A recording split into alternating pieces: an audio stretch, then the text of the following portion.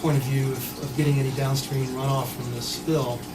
But as it was mentioned in that letter, the springs and the well water in that area needs to be closely monitored to see if there's any movement of these arsenic compounds and some of the other heavy metals down through, percolating down through the soils down into these wells, because the levels of 300 times higher, that's a dangerous level.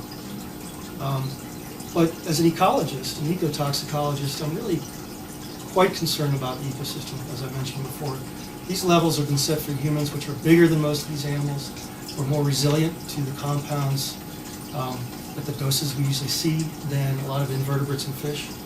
And so I'm very worried for the ecosystems around that area. And I would just add that I also have never seen levels of arsenic, lead, and copper this high in natural waters. And I guess I would just also want to emphasize that once a metal enters the environment, it's always going to be there. It doesn't decompose or change into anything else. It may bind to sediment, it may bind to dissolved organic matter, but it will always be there. In the future, I think it's going to be very important for us to determine what we call the bioavailability of all of these metals in downstream waters. And I think Shea did a really good job of describing the implications on the ecosystem of this incident. And a number of these compounds are known to bioaccumulate, which means algae in the water will take them up from dissolved portions of the water column. Then the zooplankton will eat the algae, the smaller fish will eat the zooplankton, the bigger fish eat the smaller fish. The biggest fish eat the medium-sized fish, and then as they die off, maybe the owls and waterfowl will start eating them. So it can work its way up the food chain, and each time you take a step through the trophic levels of the food chain, you will magnify the concentrations of a number of these compounds. So as they get up to the size of fish that humans would be interested in eating, we get at dangerous levels. And already the water bodies in that particular area have posted fishing regulations and warnings about PCB and mercury in the fish. So this is just going to add more insult to the wounds they have already.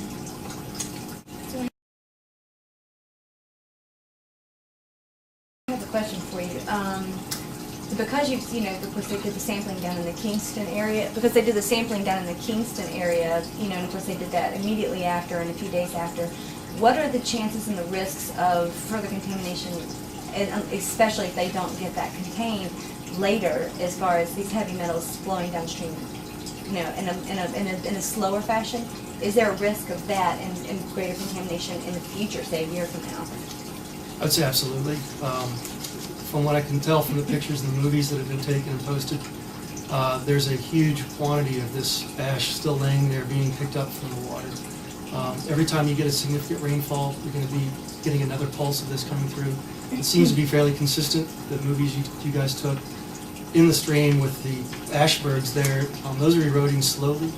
So that's going to be a constant input of these millions of cubic yards or cubic feet of ash for foreseeable future. So until that is removed from the water and sequestered one way or another, it's going to be a continual input. As far as getting to the Kingston water supply, as long as the flow is downstream away from the Kingston water intake, they should be fine. But that's just one township. That's one township. Downstream. Any township downstream of the Tennessee River, which they keep focusing on Kingston. Yeah, I mean the impoundments of the Tennessee River are one of the things that will protect people downstream, because these sediments tend to get locked up behind dams. It's bad for that particular lake system, but it does protect the folks downstream of that dam from getting the onslaught of the metals that we transfer downstream. It's a good question, though. I mean, there's a lot of townships along there that have intakes. Well, and also the river level, you're talking about the ecology too. I mean, you're talking about a lot of wildlife that can be affected from this. That's absolutely true. And that's why monitoring will be so important to assess that risk. We should continue to monitor downstream locations and continue taking samples. Well, we're probably headed back there. The samples were so remarkable, the results that we got from you all, that it causes a continuing level of concern. And we agree that the area needs to be sampled again and sampled over time to be able to sort of determine the continuing impact to the aquatic ecosystem there. So we'll probably have some more samples for you and some more work Bring 'em on. coming up.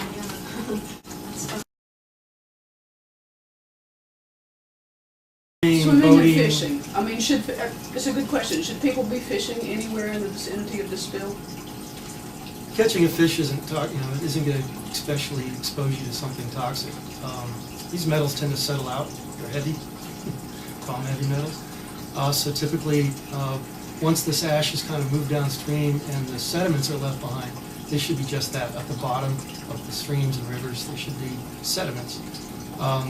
Washing your hands after you go fishing, not being particularly careful not to ingest any of the sediments is really the only source of risk a human would have as far as fishing goes.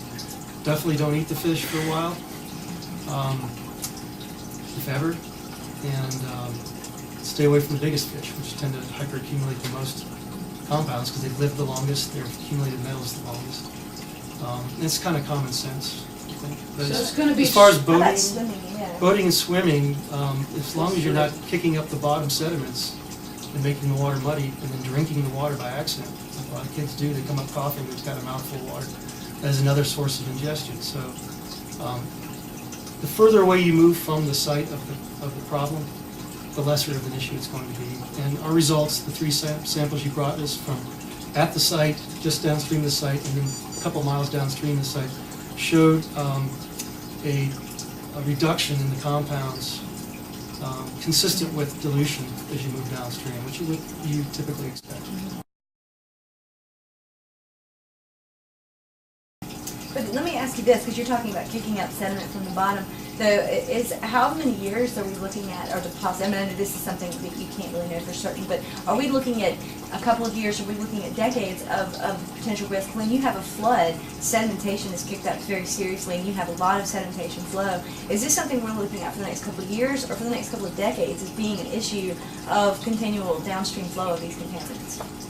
I mean, that's hard to say, Absolutely, it's like very we hard. said, like we said earlier, once a metal is released into the environment, it's always there. It may be bound to sediment, it may be bound to dissolved organic matter, but it will always be there. And there's always the potential, as you described just now, for it to be transported downstream during the flood event. So it's just really hard to say. The layers of sediment that are going to fall on top of these contaminants are going to be different year to year based on rainfall and runoff.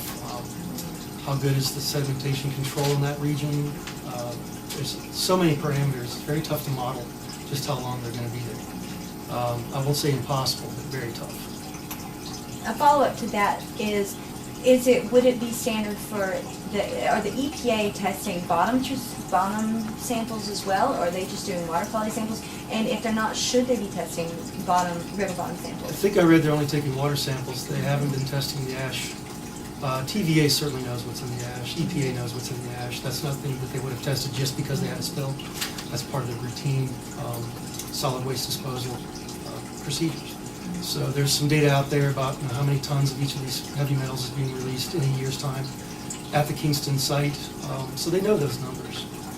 What you could do now is take what was lost to the river, multiplying back by the concentrations of those compounds in the known concentrations in the fly ash, and calculate a likelihood of what number of tons of these different heavy metals have been released into the water column. I think it's going to be a frightening number.